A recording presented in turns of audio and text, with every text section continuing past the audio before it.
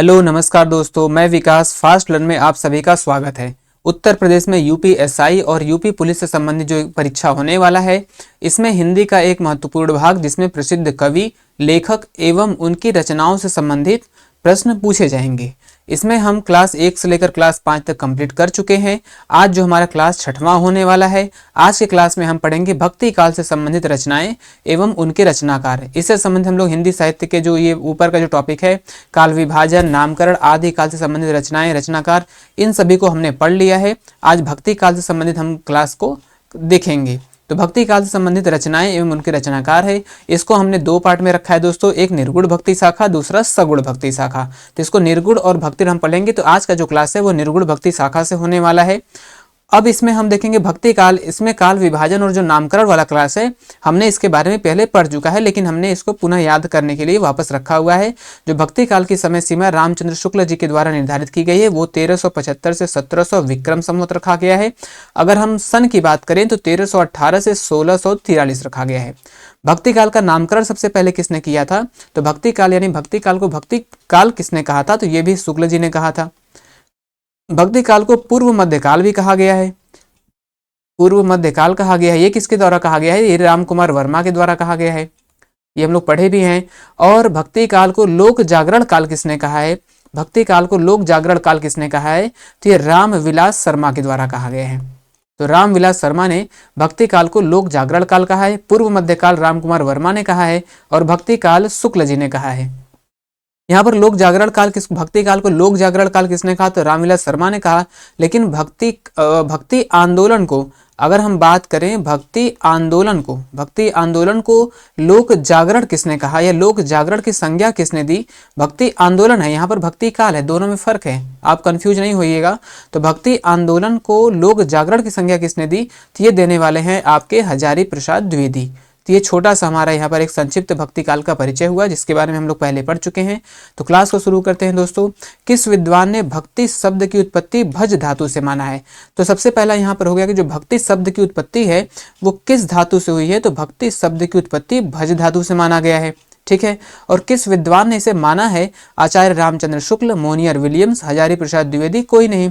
तो भक्ति शब्द की उत्पत्ति भज धातु से जो मानने वाले हैं वो है मोनियर विलियम्स, यानी मोनियर विलियम्स ने भक्ति शब्द की उत्पत्ति भज धातु से माना है। आगे जो प्रश्न है हमारा, भक्ति शब्द का सर्वप्रथम उल्लेख, यहाँ पर सर्वप्रथम दो बार हो गया है दोस्तों। तो भक्ति शब्द का जो सर्वप्रथम उल्लेख किस उपनिषद में, भक्ति शब्द का जो उल्लेख है हमें सबसे पहले किस उपनिषद में देखने को मिलता है? मुंडकोपनिषद, कठोपनिषद, श्वेता श्वेतर उपनिषद और उपर्युक्त में से कोई नहीं। तो भक्ति शब्द का जो सबसे पहले में उल्लेख देखने को मिलता है वो मिलता है आपका श्वेता श्वेतर उपनिषद में। तो उत्तर हमारा यहाँ पर श्वेता श्वेतर उपनिषद हो जाएगा। किस विद्वान ने भक्ति का प्रारंभ भारतीय चिंतन धारा का स्वाभाविक विकास कहा है? यानी जो भक्ति काल का विकास है, यानी भक्ति की शुरुआत हुई है वो भारतीय चिंतन धारा का स्वाभाविक विकास है, ये किसने कहा है? यानी किसने माना है कि जो भक्ति की शुरुआत है वो भारतीय चिंतन धारा का स्वाभाविक विकास के रूप में हुआ है? आचार्य रामचंद्र शुक्ल, हजारी प्रसाद द्विवेदी, ग्रियर्सन और डॉक्टर श्याम सुंदर दास। तो भक्ति की जो शुरुआत हुई है वो अलग अलग विद्वानों ने अलग अलग रूप से इसे माना है। तो भारतीय चिंतन धारा का जो स्वाभाविक विकास है ये मानने वाले हजारी प्रसाद द्विवेदी जी हैं। वही रामचंद्र शुक्ल क्या कहते हैं? रामचंद्र शुक्ल कहते हैं कि जो भक्ति यानी भक्ति परंपरा की, भक्ति काल की जो शुरुआत हुई वो इस्लामी परंपरा की देन है, वो इस्लामी परंपरा की देन है। यानी कि इस्लामी परंपरा की देन भक्ति को कौन मानते हैं? तो वो मानते हैं आचार्य रामचंद्र शुक्ल। यानी इन्होंने कहा कि जो इस्लामी आक्रमण हुआ इसके फलस्वरूप ही भक्ति काल का क्या हुआ है? विकास हुआ है। अगर इस्लामी आक्रमण नहीं हुआ था तो भक्ति काल नहीं आता इनके हिसाब से। लेकिन हजारी प्रसाद द्विवेदी कहते हैं कि कोई जरूरी नहीं है कि इस्लाम का ही प्रभाव, इस्लामी आक्रमण के प्रभाव के कारण ही भक्ति का उदय हुआ है। ये कहते हैं कि तो भारतीय चिंतन धारा का स्वाभाविक विकास रूप से भक्ति काल का शुरुआत हुआ है। और जो ग्रियर्सन है ये कहते हैं कि ये ईसाइयत की देन है। भक्ति क्या है? ये ईसाइयत की देन है। जो ईसाई है तो इसका प्रभाव है जिसके कारण भक्ति की शुरुआत भारत में हुई। ये कौन मानता है? वो ग्रियर्सन। तो ग्रियर्सन जो है वो ईसाइयत की देन मानते हैं। हजारी प्रसाद द्विवेदी भक्ति चिंतन धारा का स्वाभाविक विकास मानते हैं, जबकि आचार्य रामचंद्र शुक्ल जो है वो भक्ति की शुरुआत है, इस्लामी परंपरा की शुरुआत या इस्लामी प्रभाव मानते हैं। किस विद्वान ने संत काव्यधारा के प्रथम कवि के रूप में कबीर को स्वीकार किया है? यानी कि संत काव्य धारा, संत काव्य धारा जिसको हम निर्गुण धारा कहते हैं। ठीक है दोस्तों, निर्गुण, जो निर्गुण भक्ति है, निर्गुण भक्ति को संत काव्य धारा कहा गया है।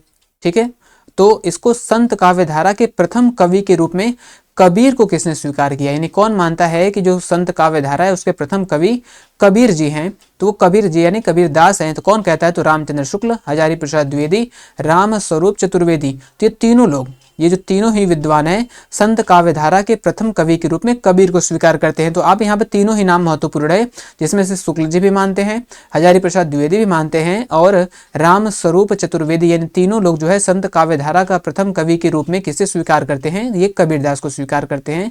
तो उत्तर हमारा सभी हो जाएगा और तीनों ही महत्वपूर्ण नाम है।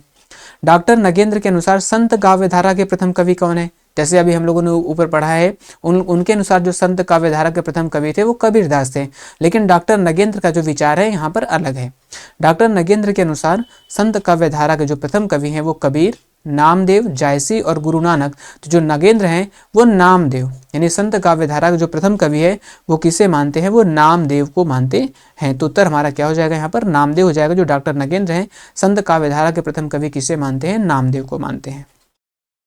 निर्गुण भक्ति शाखा का नामकरण ज्ञानाश्रय शाखा के रूप में किसने किया है, तो जो निर्गुण भक्ति शाखा है उसे ज्ञानाश्रय किसने कहा है। ठीक है दोस्तों, निर्गुण भक्ति शाखा को ज्ञानाश्रय कहने वाले कौन है, हजारी प्रसाद द्विवेदी, रामचंद्र शुक्ल, डॉक्टर नगेंद्र या फिर रामविलास शर्मा। तो ज्ञानाश्रय शाखा कहने वाले कौन है, रामचंद्र शुक्ल है। ठीक है दोस्तों, तो ज्ञानाश्रय शाखा किसने कहा है, निर्गुण भक्ति शाखा को रामचंद्र शुक्ल ने कहा है। यही अगर हम हजारी प्रसाद द्विवेदी की बात करें तो इन्होंने इसे निर्गुण भक्ति कहा है, इसे निर्गुण भक्ति, निर्गुण भक्ति कहने वाले कौन है, तो निर्गुण भक्ति कहने वाले हजारी प्रसाद द्विवेदी हैं। तो जो निर्गुण भक्ति शाखा है इसको निर्गुण भक्ति किसने कहा है, तो हजारी प्रसाद द्विवेदी ने कहा है। और ज्ञानाश्रय शाखा किसने कहा है, तो ज्ञानाश्रय शाखा कहने वाले कौन है, वो रामचंद्र शुक्ल है।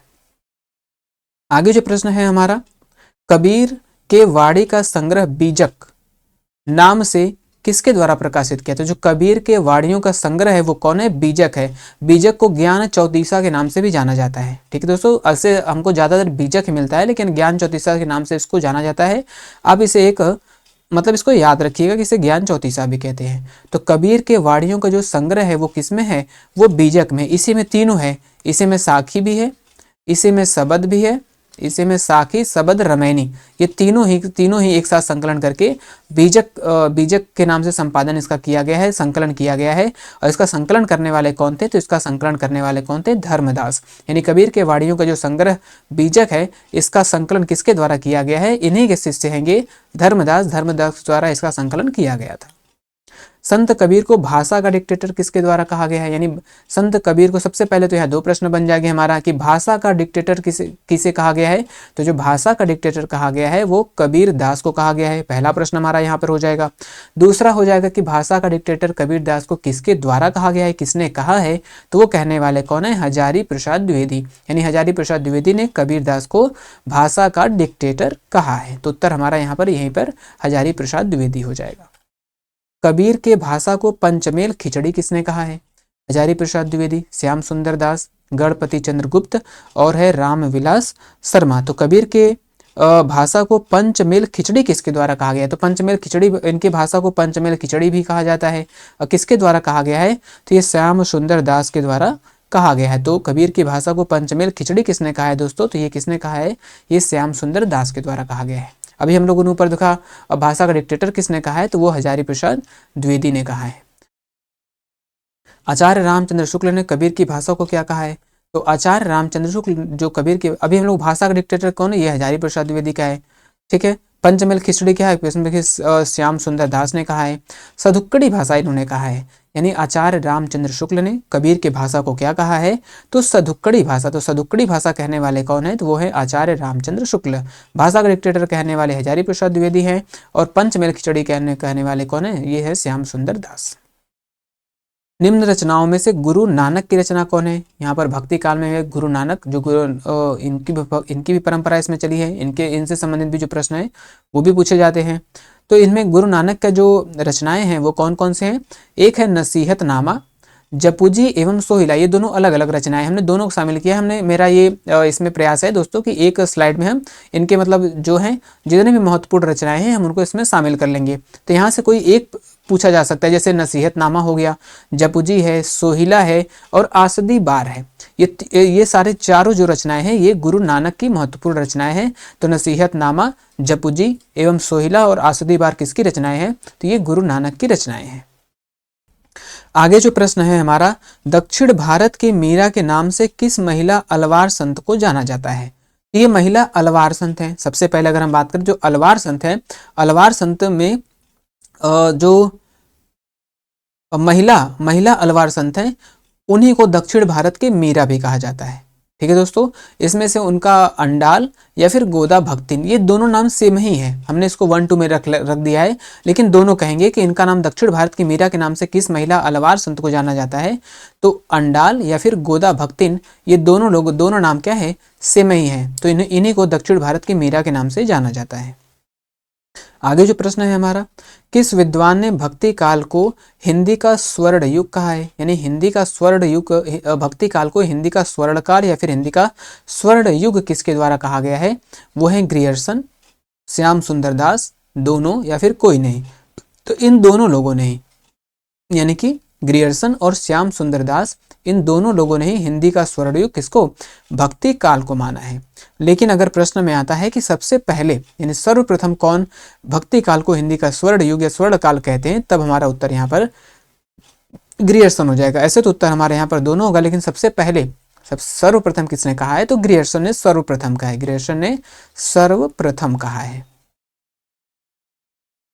अंगवधु किसकी बानियों का संग्रह है? तो अंगवधु जो है किसकी बानियों का संग्रह है? दादू यानी कि दादू दयाल, अर्जुन देव, सुंदरदास, वल्लभाचार्य। तो अंगवधु किसकी बानियों का संग्रह है? तो जो अंगवधु है वो दादू दयाल की बानियों का संग्रह है। ठीक है दोस्तों, दादू दयाल की बानियों का संग्रह किसमें प्रकाशित है? वो अंगवधु के नाम से प्रकाशित है। दादू की बानियों का संग्रह अंगवधु का संपादन किसके द्वारा किया गया है? रामविलास शर्मा, रज्जब अली खां, श्याम सुंदर दास, धर्मदास। धर्मदास हम लोगों ने ऊपर पढ़ा है, बीजक का संपादन इन्होंने किया है।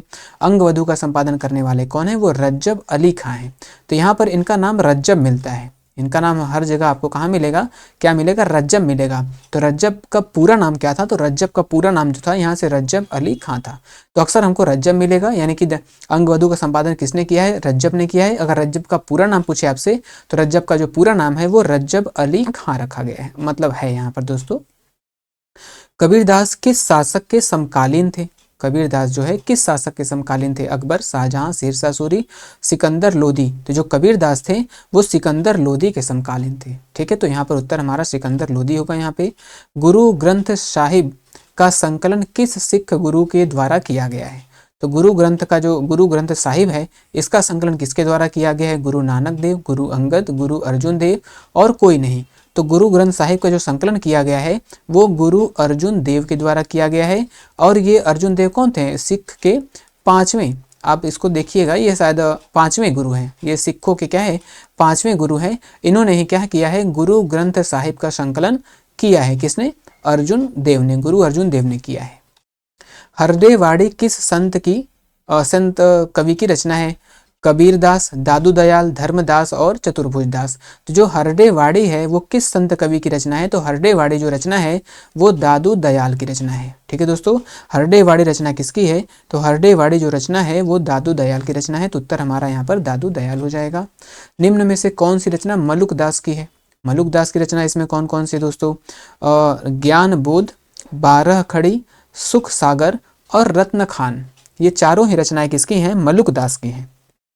हम अभी ऊपर कहे हैं दोस्तों, हमने देखा है कि एक स्लाइड में इनके मतलब प्रश्न, जैसे अगर हम यहाँ पे चाहें तो यहाँ पे एक प्रश्न चार अगर रचना है तो 4 प्रश्न यहाँ पे तैयार हो जाएंगे। तो हमने इसमें सभी को शामिल कर लिया है ताकि एक ही स्लाइड में हम सबको देख सकें। तो ज्ञान बोध किसकी रचना है? इस तरह से आ सकता है। 12 खड़ी किसकी रचना है? सुख सागर है। और फिर यहाँ पर रत्न खान है। तो ये सारे इनकी जो भी इनकी महत्वपूर्ण रचनाएं हैं उनको हमने शामिल करने का प्रयास किया है। तो ज्ञान बोध, 12 खड़ी, सुख सागर और रत्न खान किसकी रचना है? तो ये सभी रचनाएं जो है मलुक दास रचनाएं हैं। निम्न में बाबा लाल की रचनाएं कौन कौन सी हैं? बाबा लाल की रचनाएं कौन कौन सी हैं दोस्तों? असरारे मार्फत और नादिरुन निकात। असरारे मार्फत और नादिरुन निकात ये दोनों ही रचनाएं किसकी हैं? ये दोनों ही रचनाएं बाबा लाल की हैं। तो बाबा ऐसे आ सकता है प्रश्न में, असरारे मार्फत किसकी रचना है या फिर नादिरुन निकात किसकी रचना है? तो दोनों रचनाएं बाबा लाल की हैं। तो उत्तर हमारा यहाँ पर दोनों हो जाएगा। ये दोनों ही रचनाएं बाबा लाल की रचना है। ज्ञान समुद्र किस संत कवि की रचना है? ज्ञान समुद्र किसकी रचना है दोस्तों? धर्मदास, कबीरदास, सुंदरदास या फिर नानकदास की रचना है। तो जो ज्ञान समुद्र रचना है वो किसकी है? वो सुंदरदास की रचना है। ठीक है, तो ज्ञान समुद्र किसकी रचना है उत्तर? तो उत्तर हमारा क्या हो जाएगा? सुंदरदास हो जाएगा। कबीर किसकी रचना है? ये कबीर क्या है? रचना है। तो कबीर किसकी रचना है? रामचंद्र शुक्ल, बच्चन सिंह, डॉक्टर नगेंद्र या फिर हजारी प्रसाद द्विवेदी। तो जो कबीर यानी एक तरह से आलोचनात्मक ग्रंथ की बात किया जाए तो आलोचना इन्होंने किया है, आलोचनात्मक ग्रंथ तैयार करते थे ये जो विद्वान हैं। तो कबीर किसकी रचना है? तो कबीर जो है हजारी प्रसाद द्विवेदी की रचना है। और रामचंद्र शुक्ल ने कबीर पर कोई भी ग्रंथ नहीं लिखा है, कोई भी आलोचनात्मक ग्रंथ इन्होंने नहीं लिखा है। कौन दोस्तों? कबीर पर कोई भी आलोचनात्मक ग्रंथ नहीं लिखा इन्होंने। इसने रामचंद्र शुक्ल ने नहीं लिखा है। और कबीर की और सारी रचनाएं मिलेंगी। जो महत्वपूर्ण है यहाँ पर कबीर किसकी रचना है? तो ये हजारी प्रसाद द्विवेदी की है। और रामचंद्र शुक्ल ने कबीर पर कोई भी आलोचनात्मक ग्रंथ नहीं लिखा है। किस संत कवि को राजस्थान का कबीर कहा जाता है? राजस्थान का कबीर किसे कहा गया है दोस्तों? ये कहा गया है नारायण दास, बाबा साहब और बाबा लाल, पलटू साहब या फिर दादू दयाल को कहा गया है। तो जो राजस्थान का कबीर है वो कहा गया है आपका दादू दयाल, यानी दादू दयाल को राजस्थान का कबीर के नाम से भी जाना जाता है। या फिर इनका उपनाम क्या है, या फिर इनके जैसे इनका कवि परिचय, मतलब एक तरह से परिचय में पूछ सकता है कि राजस्थान का कबीर किसे कहा गया है? तो ये दादू दयाल को कहा गया है। निम्न में से कौन सी रचना दादू दयाल की है? तो दादू दयाल की कुछ रचनाएं भी यहाँ पर हैं। अनभयवाड़ी और काया बेली, ये दोनों ही रचनाएं किसकी हैं? दादू दयाल की हैं। तो अनभयवाड़ी और काया बेली ये दोनों रचनाएं किसकी हैं? ये दोनों ही रचनाएं दादू दयाल की हैं। तो उत्तर हमारा यहाँ पर दोनों हो जाएगा। संत कवियों में सर्वाधिक शिक्षित कौन था? संत कवियों में सर्वाधिक शिक्षित संत कवि कौन थे? कबीरदास, दादू दयाल और सुंदरदास या फिर धर्मदास। तो संत कवियों में जो सबसे सर्वाधिक यानी सर्वाधिक शिक्षित थे वो कौन थे? वो थे सुंदरदास, यानी सुंदरदास को संत कवियों में सर्वाधिक शिक्षित माना जाता है। निम्न में से किस संत कवि को श्रृंगार रस का विरोधी और हास्य रस का प्रेमी कहा जाता है? ठीक है दोस्तों, कौन से कवि हैं जिन्हें श्रृंगार रस का विरोधी और हास्य रस का प्रेमी माना जाता है? कबीरदास, दादू दयाल, सुंदरदास या फिर धर्मदास। तो ये हैं सुंदरदास। जो सभी संत कवियों में सबसे ज्यादा विद्वान थे वो कौन थे? वो सबसे ज्यादा शिक्षित, विद्वान नहीं कह सकते, शिक्षित कह सकते हैं।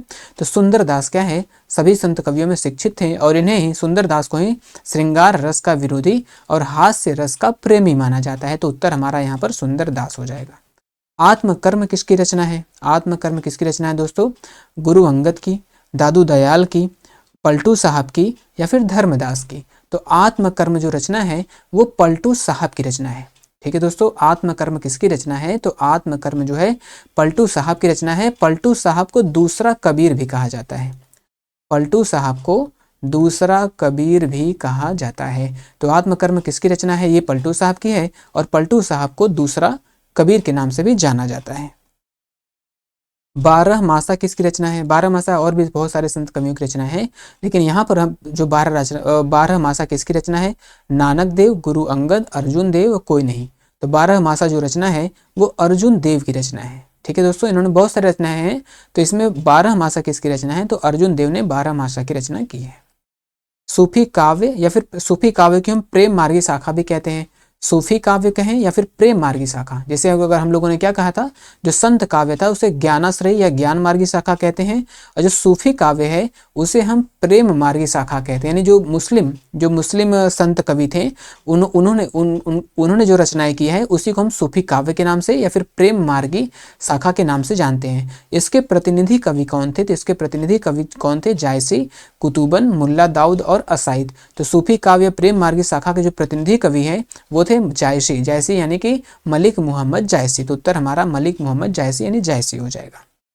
सूफी संतों की शैली, सूफी संतों की शैली को किस नाम से जाना जाता है, यानी सूफी संतों ने किस शैली को अपनाया था या फिर ये किस शैली में रचनाएं करते थे, यानी इनकी कौन सी लोकप्रिय शैली थी, ये भी पूछ सकता है। तो सुहरावर्दी शैली, मसनवी शैली, फारसी शैली, हिंदुस्तानी शैली। तो सूफी संतों द्वारा जो शैली अपनाई जाती थी वो कौन सी शैली है, वो है मसनवी शैली।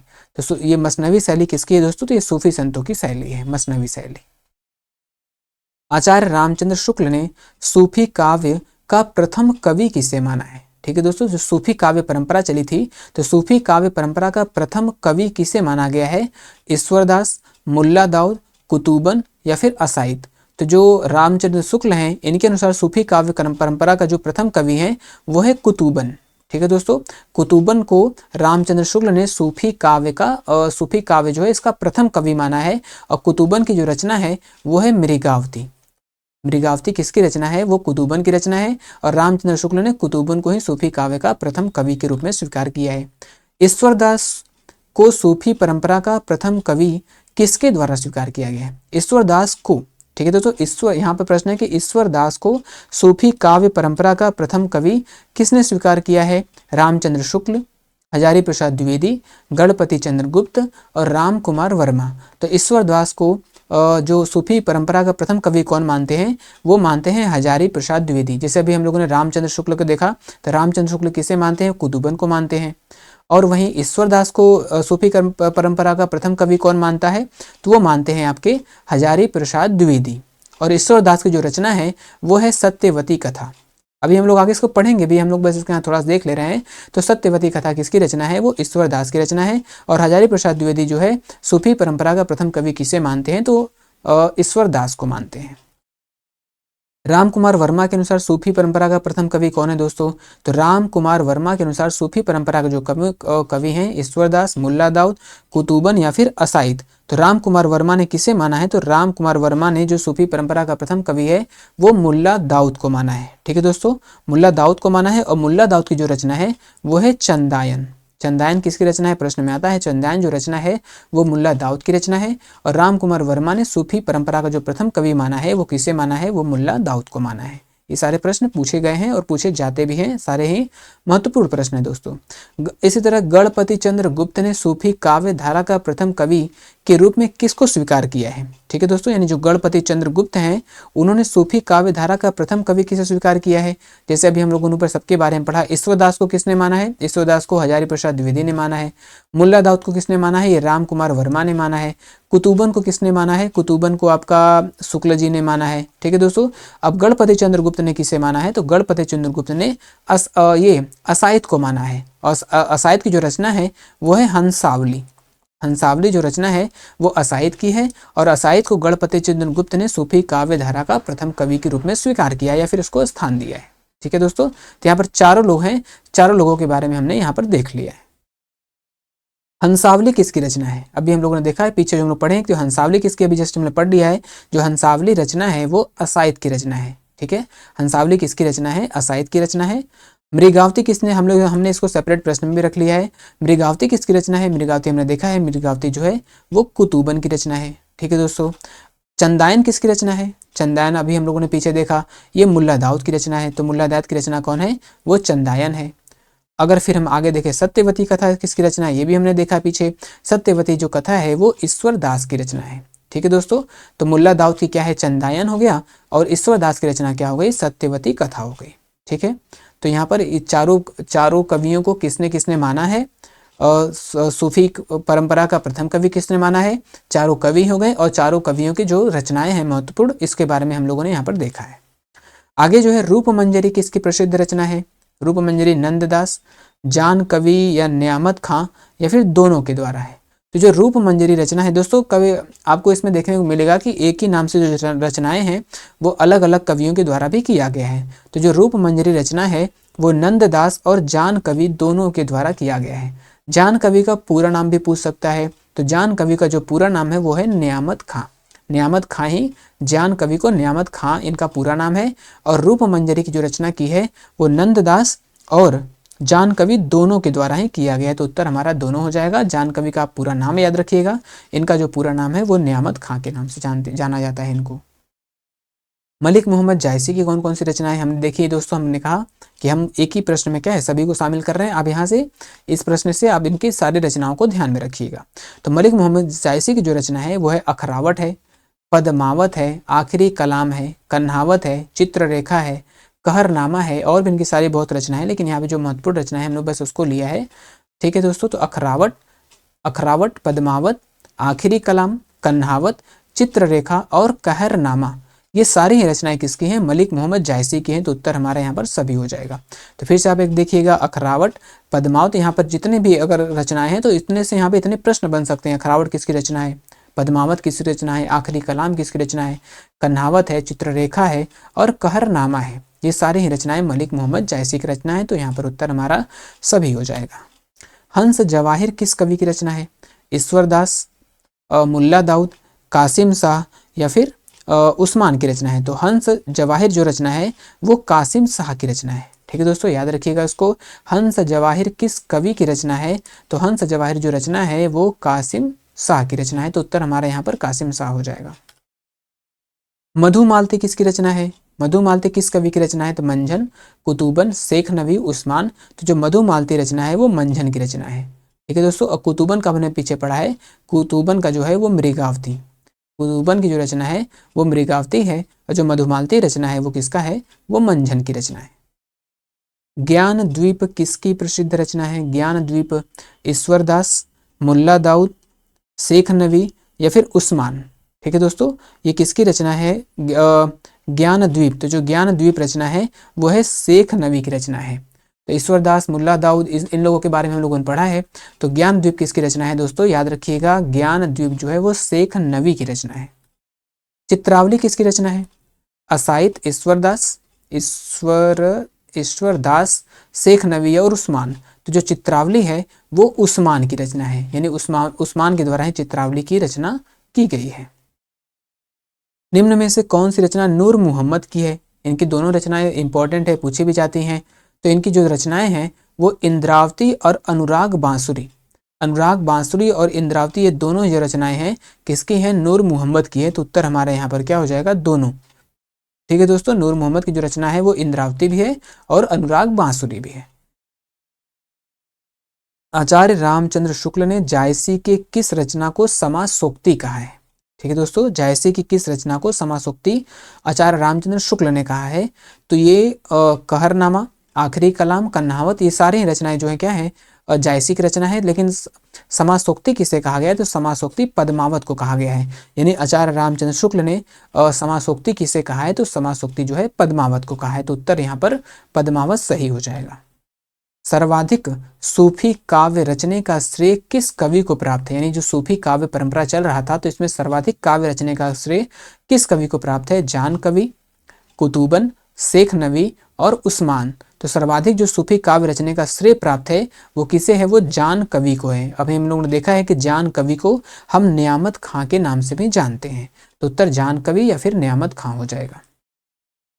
जान कवि की प्रमुख रचनाएं कौन कौन सी हैं दोस्तों? जान कवि की प्रमुख या नियामत खां की प्रमुख रचनाएं पूछ सकता है, या फिर सीधे हमारा रचना देके इनके नाम पूछ सकता है कि मधुकर मालती किसकी रचना है, रत्नावती किसकी रचना है, या फिर कामलता कनकावती किसकी रचना है। तो ये तीनों ही रचनाएं क्या है? जान कवि की रचनाएं। कौन कौन सा दोस्तों? मधुकर मालती, रत्नावती या फिर कामलता कनकावती, ये सारी ही रचनाएं किसकी हैं? ये जान कवि की रचनाएं हैं और इन्हें नियामत खां के नाम से भी हम जानते हैं। तो सभी रचनाएं जान कवि की रचनाएं हैं। रस रतन किस कवि की प्रसिद्ध रचना है? जान कवि, पुहकर कवि, नसीर और जटमल। तो जो रस रतन किसकी रचना है? तो रस रतन जो रचना है वो पुहकर कवि की रचना है। ठीक है दोस्तों, रस रतन किस कवि की प्रसिद्ध रचना है? तो ये पुहकर कवि हो जाएगा। पुहकर कवि की जो रचना है वो रस रतन है। छिताई वार्ता किस कवि की रचना है? नारायण दास, सुंदर दास, उस्मान या फिर ईश्वरदास। तो छिताई वार्ता किस कवि की रचना है? तो छिताई वार्ता जो रचना है दोस्तों वो नारायण दास की रचना है। तो उत्तर क्या हो जाएगा? नारायण दास हो जाएगा। नारायण दास की जो रचना है वो छिताई वार्ता है। नल दमयंती किसकी रचना है? जान कवि, दामोदर कवि, नरपति व्यास या फिर शेख निसार। तो नल दमयंती किस कवि की प्रसिद्ध कृति है, किस कवि की प्रसिद्ध रचना है नल दमयंती?